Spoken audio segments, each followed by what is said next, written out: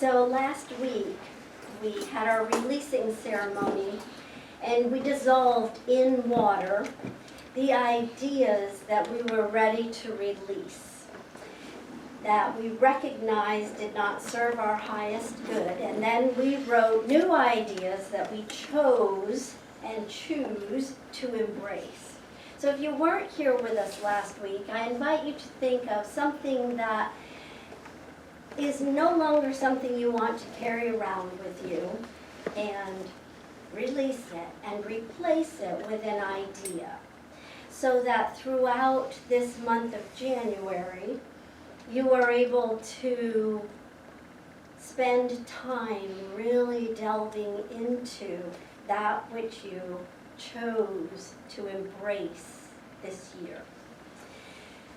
So the following words are from our founder, and they're a reminder to each one of us to keep our promise. Keep that promise of letting go whatever is not serving us and stepping into and embracing the new idea.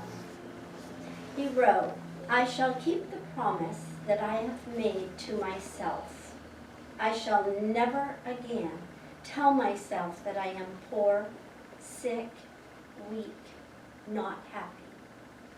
I shall not lie to myself anymore, but shall daily speak the truth to my inner soul, telling it that it is wonderful and marvelous, that it is one with the great cause of all life, truth, power, and action.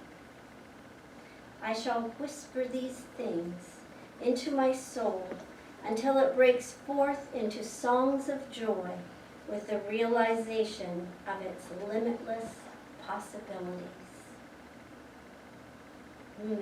Paradise? So through the month of January, we talk about the 4 first lessons in the Science of Mind textbook. You can see, if you haven't seen mine before, that it gets used quite a bit. And it's gotten to the point now where I just simply look to pull out a marker and put it in a new place, because they're all good places. You can't go wrong. I noticed when she was reading this week, she took out one page and laid it down and picked up another page because her book is falling apart. The beginning part is it. And that's okay. So the 4 lessons for this month are the thing itself, the way it works, what it does, how to use it. So this is David, Reverend David, and my 16th year of doing talks on these lessons. And I've got to tell you, I never go back and even look at what I said before, because I'm new. Nothing about spirit changes, but I can absolutely guarantee you that I never say exactly the same thing in any of these talks, because I'm different. Our personal growth and experiences make our understanding of this teaching deepen. And so all 4 of these ideas, these lessons, intermingle. They intermingle as the one God, one life, one universal energy, invisible energy, and invisible love and law. I love the simplicity of this teaching. And I think this first chapter starts with very simple ideas, and looking at Science of Mind from a very different point of view than I think a lot of, spiritual traditions anyway. Science of Mind is based on principles, not doctrine or dogma. There's no theology, no hierarchy, no supernatural or magical mysteries, no unexplained miracles, no sin or eternal condemnation. Even God, the founder of the universe, is not an outside entity above and ruling over us, desiring to be worshipped and adored. God is referred to simply as the one, or, as in this week, the thing itself, it. That eliminates a lot of religious jumbo, and superstition, and starts us off on a solid, logical standing. That eliminates a lot of religious mumbo-jumbo and superstition, like I said. And our textbook is approximately the same size as any of the holy books of the world's religions, like the Bible, or the Talmud, or the Quran, or any other holy book. But if you were to delete all the content of unexplainable miracles or threats about the consequences from a vengeful God from the body of the texts of the world, there wouldn't be a whole lot left in most of them. Now, I'm an academic, so I did some research. I have to make sure that I'm not speaking out of turn. And sure enough, the Science of Mind textbook is about the same size as all those other books. There are some that are smaller, like the Tao Te Ching. But I found this is quite interesting. Buddhism, one of the simplest spiritual traditions in the world, has a holy text. The Tipitaka, that takes up more than 40 volumes and is about 20,000 pages. Wow. It's the largest sacred book of any of the great world religions. It appears to take a lot of words to define simplicity, doesn't it? Now, there's no denying that Ernest Holmes is rather wordy. If you've ever read him, you know that.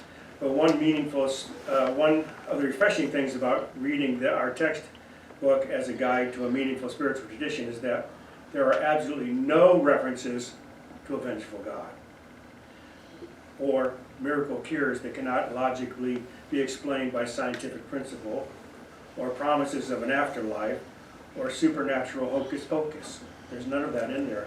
The Science of Mind is simply a definition of natural law and how to use it and apply it to our everyday life to achieve our highest, greatest potential. There are no promises of eternal good after this life experience. On the contrary, there are real life methods and practices to receive all the infinite good of the universe right here and right now. I love that idea that Science of Mind is simplistic. And yet, if every one of us that has studied it, and some of you even way longer than I have, were to write our definition on a piece of paper or in a book, we would probably, not any of us, have exactly the same definition for what God is. We would have a lot of similar words, I suspect, but not an exact definition. So we each come to find this idea of God in our own way. And I have to tell you that this week, for some reason, the thing itself moved me several times to tears. There's a lot going on in my own life personally, and so I'm sure that that was a part of it. But it was also the idea that when I would think about some of the things going on in my life and the people that I love, and then I would think back to the thing itself, I would realize that that's all I needed to do. All I need to do for anyone, any situation, including myself, is to simply get real and in depth with the thing itself. That power and presence of love and law that is provable by each one of us. So there's a story of a girl who actually talks about this, whether she knows it or not, or ever will know it or not. She's a girl who grew up in a very strongly Christian-based faith and home with her parents. And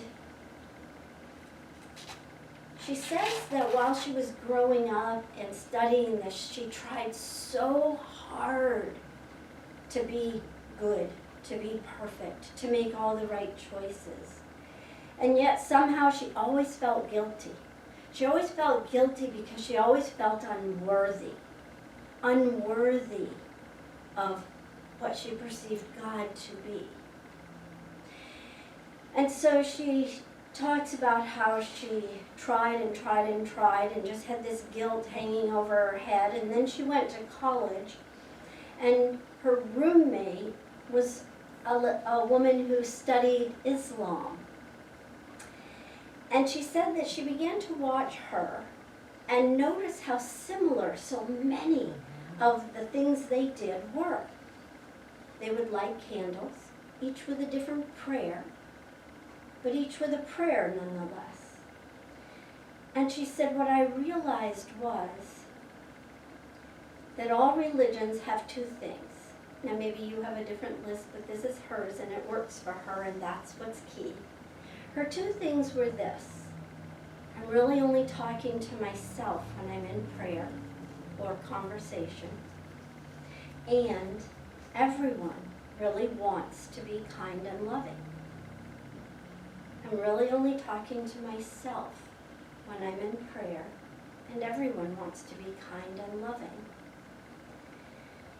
So, as she was starting to realize those ideas, she began to ask questions of everyone that she had followed their teachings and their practices. And she noticed that there was a common factor, that everyone was telling her, just have faith. That's the answer to your question. Just have faith. Well, I bet that if you came to David or me, you would not expect to have us tell you to just have faith, unless that faith is in yourself, in the God of your own belief.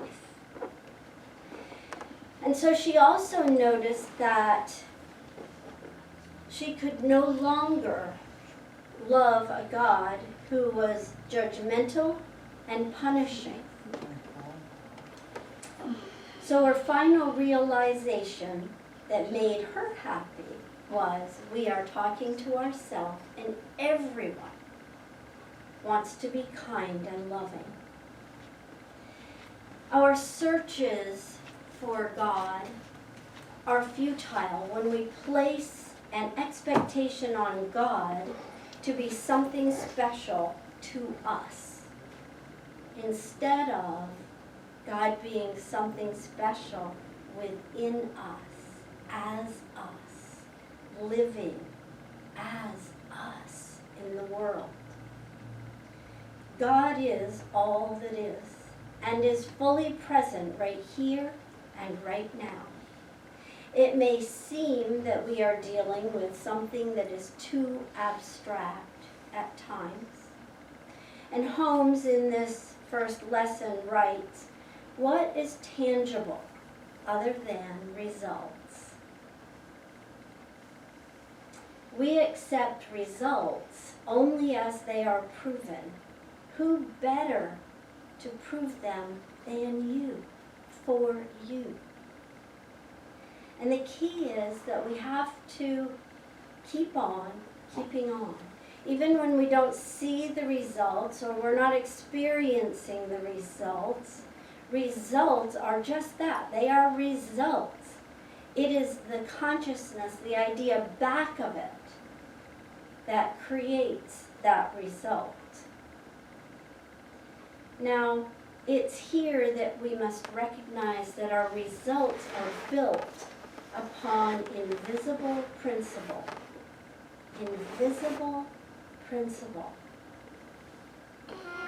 Ernest Holmes wrote, these lessons are dedicated to the truth which frees man from himself and sets him on the pathway of a new experience, which enables him to see through the mist to the eternal and changeless reality. When we say invisible principle, in Science of Mind, principle means a law that is provable, that we use through our thought. So let's focus for just a moment on that idea of invisible principle. Because we exist as a body, it is, for any of us, entirely possible that we limit God. That even those of us who don't truly believe God is a man with a beard up in a place in the sky called heaven could, because of our former learning about God, be so deeply entrenched, and I really use the word drenched, in that theory that we limit God. That we have yet to fully realize the freedom of life that has been bestowed upon us to use this invisible principle rightly. God is that invisible principle. God is consciousness. And within each of us lies that mental law. This mental law works out the will and purpose of our personal conscious thoughts. This mental law is the creative factor within us.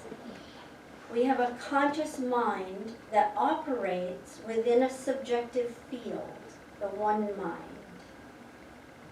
The one, and within each one of us is that one mind that governs everything. This is the thing itself. There's only one mind, there's only one power, there's only one life, and we are it. We are it. Ernest Holmes says there is one mental law in the universe, and where we use it, it becomes our law because we have individualized it. We all use the creative power of the universal mind every time we use our mind. He says the road to freedom lies not through mysteries and occult performances, but through the intelligent use of nature's forces and laws.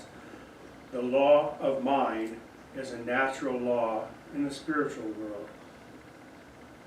I believe that this is the great secret of the ages. It's the meaning of life. This is why I have to say that science of mind is a spiritual philosophy, not a religion. Religion, by definition, or origin of the word, religare, is tying or connecting to an entity or a higher power.